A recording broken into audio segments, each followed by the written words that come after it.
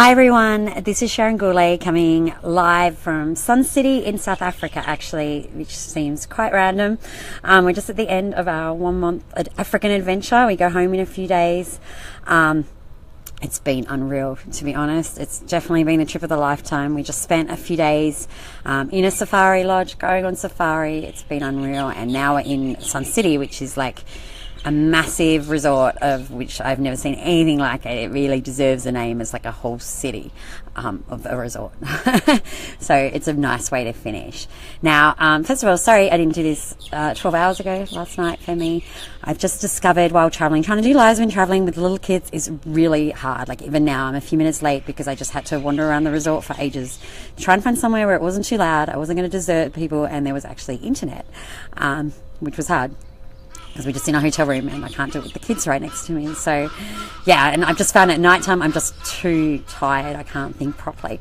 But I'm here now and I am very excited to talk to you about post optimization. So I'm talking about how to get more traffic and make more money from your existing blog posts. You'll have to excuse me a bit too. I couldn't find a position good enough where I could set up my little tripod-y thing for my phone well. So I've got my shaky hands holding it, but we'll do our best, and I'm excited to talk to you all about making more money from your existing posts. Now, this is a topic I get asked about a lot in the DNW Facebook group because it is actually a really important topic. I actually think optimizing posts is one of those things that takes you from being a hobby blogger to building a business from blogging, or from building, a more profitable business from blogging if you already have one.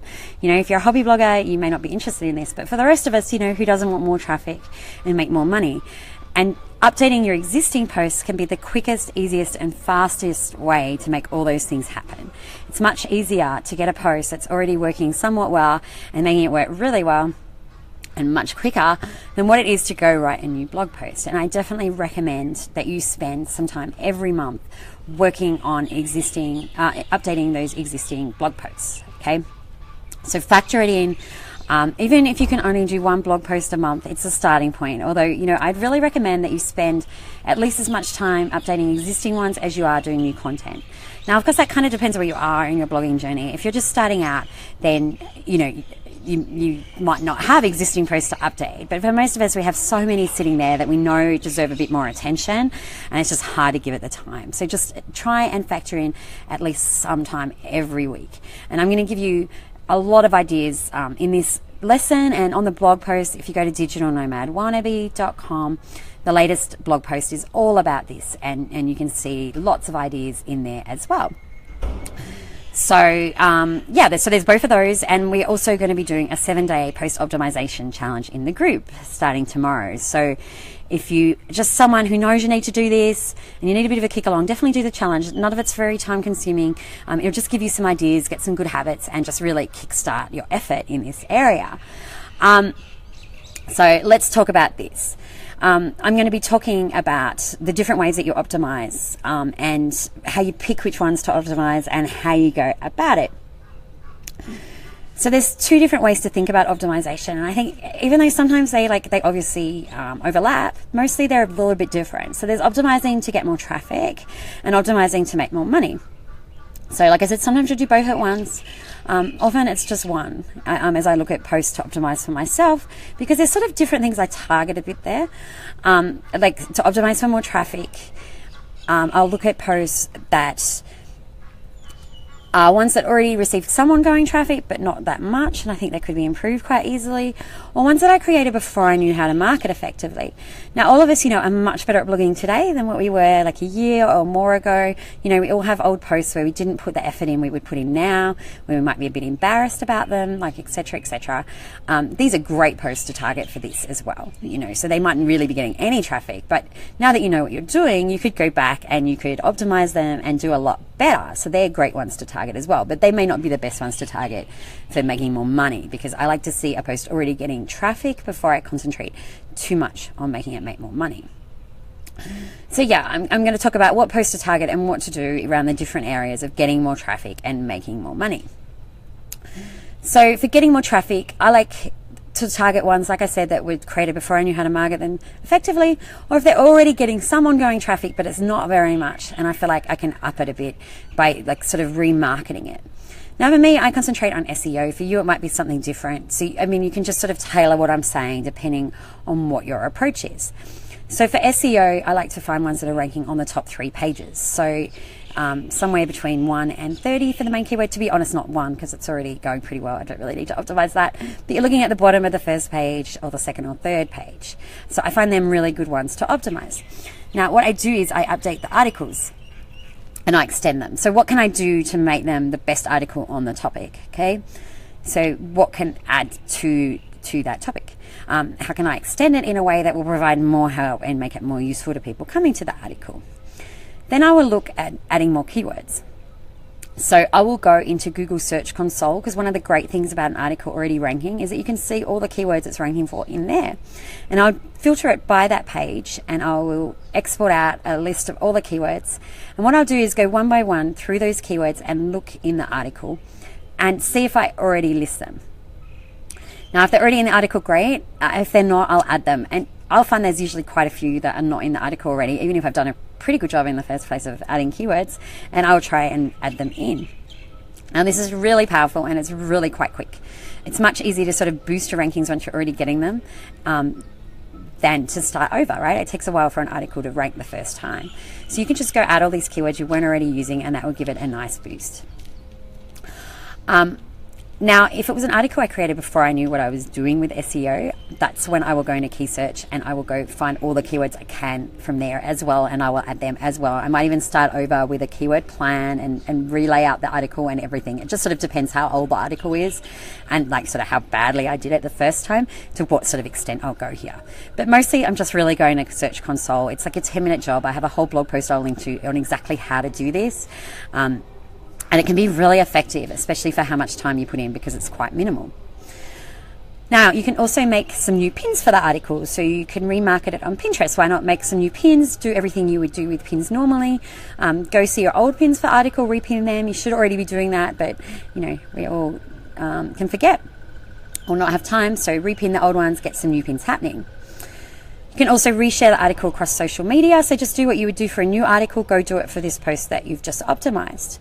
You can ask other bloggers to share it. You can do some link building to the article. So obviously another great way to give it a boost in Google is to add some links to it. So you could guest post, comment link, collaborative post, all the ways that you would normally build links to your blog. You could build it to those blog posts that you're optimizing. Now, another quick and easy way to get it some more traffic is to do an internal link to it from one of your popular posts. So you can look in Google Analytics. Do you have any popular posts on a related topic? Now, this only works if you happen to have something on a related topic. The closely related it is to it, the better. You can link to it from a popular post.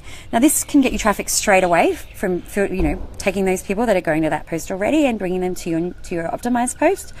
Now, if it's popular, there's a good chance it might already have some links to it. So it could have higher page authority, that post. So that can also give it a boost in Google rankings when you do that. So it's like a double win.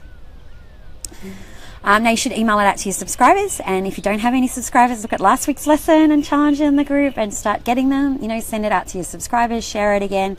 You know, like you really just want to give it a treatment like you would a new post. And if you wrote it a while ago, you know, it's probably going to be a better treatment than what you gave it the first time, because you know more what you're doing. For a more creative way, you could also go live. You could do a Facebook Live like this, and you could talk about the article. You could go deeper, give it some type of introduction. So, you know, I did that last week with the email subscriber post I talked about with building list building. You know, I wrote that post a couple of years ago. I revamped it. I did a lot of things I'm talking about here. And I did a Facebook Live on it, and I went a bit deeper and talked about it some more. So that's another way to sort of give it a bit of a boost. So there's a whole ton of ideas of how you can optimize to get more traffic. So for making more money, this is where I look at ones that are getting steady, ongoing traffic. Okay, so often for me, it's affiliate marketing. You know, so I tend to not worry too much about affiliate links when I first publish a post, unless I'm really sure, you know, over time I know which posters work really well. So if I'm really sure it's going to get a lot of traffic, then I might do it from the beginning. But a lot of times I'm pretty poor at how I do the affiliate marketing until it starts getting steady traffic. So for me, if it's a post that's not really getting buyers with a really good reader intent, so buyers that are wanting to buy products. So say like a destination guide, it doesn't really have readers with the best intent for affiliate marketing, but it does work. But I look at ones that are getting about 500 page views a month. That's where I sort of find it's worthwhile putting a lot of effort into it. If it was like a product review or whatever, you know, if it's just getting 100 page views per month ongoing, that's enough to make some sales. So that's when I look at really like analyzing the articles. So at that point, I would look at the article. I actually do this every 2 months. I go into Google Analytics and I look at which articles are getting to 500 page views. So I add some affiliate links if it doesn't have any, or I add more, and I analyze how they're going if it already has some. So you can look at using different partners. You know, maybe you link to Amazon, but you should link to someone else, for example. I look at adding new sections if it doesn't have affiliate links at the moment. Say if it was a things to do in a city guide, you know, I'd add a section about accommodation. So that works well for me. So is there anything else you could add to the article, you know, that makes it more informative, makes it more useful for people coming to it, but it also gives you a chance to add affiliate links, okay? That's what you're trying to think about. Could you present, if you already have affiliate links, could you present them better? Are they in a call to action? You know, really analyze how you're putting them out there. Could you move them closer to the top of the page? I find the higher they are in the page, the more likely they are to convert. So they're the types of things that you can look at. So there's a lot you can do around affiliate marketing. And if you're just adding them for the first time, if you don't have any, definitely think about, if it doesn't directly relate to an affiliate product you could use, think about adding that new section. Now, if you're getting some good, steady, ongoing traffic, especially if you had a few posts that are perhaps on the same topic that's happening to, you could think about creating a product around that. You know, is there a product you could create to sell to those people? So for me, on Where Sharon, I still haven't got to it, but what I want to do is my areas, my destinations that get a lot of traffic, they're the ones that I would like create an ebook about and start to sell to those people. Is there something like that you could do? Or on Where Sharon, you know, I look at courses for those people. So you could try and think about products, or even you could do like a coaching product, or you could do a travel planning product, or a million other things, and you could target the posts that are getting the most traffic for that. You could also look at selling links or advertising specifically for that page. So are there any companies that you're sort of promoting or fit in well? You know, could you sell a link to them? Could you put an ad for them? And you could contact them and ask them. If you're interested in seeing who might be interested in that too, if it's not someone you already mentioned, what you could do is, especially if the article's ranking in Google, so say if you ranked for things to do in Sun City, you could go put that into Google and look at what companies are advertising on the page. You know, and you see the Google ads on the search page, you could contact those companies. They obviously care about advertising for those keywords, so you could be a powerful person for them to work with. So you could definitely try them. Another thing you could try to do is adding more keywords to the article that have a high CPC. So this is, I'm talking about how much, like when I just talked about the advertisers coming up on that search page, that's how much those Google advertisers are paying on average for that keyword to be advertised there or on your blog about it or whatever, right? So if it's got a high CPC, this is showing there's a lot of people wanting to advertise for this keyword. So if you rank for it, you'll be able to make more money if you have ads on the page. Okay, so if you just have ads from Google AdSense or Mediavine or wherever, you're likely to make more money from them if you rank for keywords that have a high CPC. So you could think about if there's any keywords you could add that have that high CPC to sort of help with making more money. And this is what I do on my working from home site. I specifically target keywords with good high CPC. So that's why that site makes a lot more money from advertising than Where Sharon, even with a much lower audience. So that can be quite powerful. Okay, so yeah, this sort of concludes my lesson. I know I talked about a lot quite fast, so of course ask any questions. I haven't seen any questions come up, so I'm just going to check on my computer to see if I can see any. Hopefully this has worked okay too. It's my first time sort of going outside and doing this, especially in an unfamiliar location.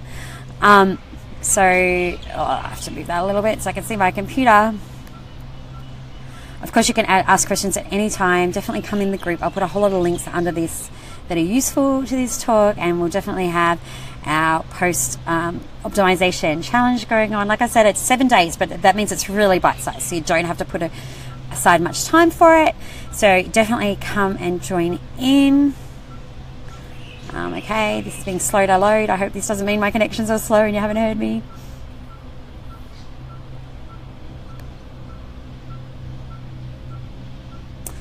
really is the biggest pro of being an actual digital nomad when you're trying to travel. You know, you're trying to make sure you've got good internet. Sometimes I feel like you'd stop being a slave for a company to being a slave to a good internet connection. Okay, come on, come up.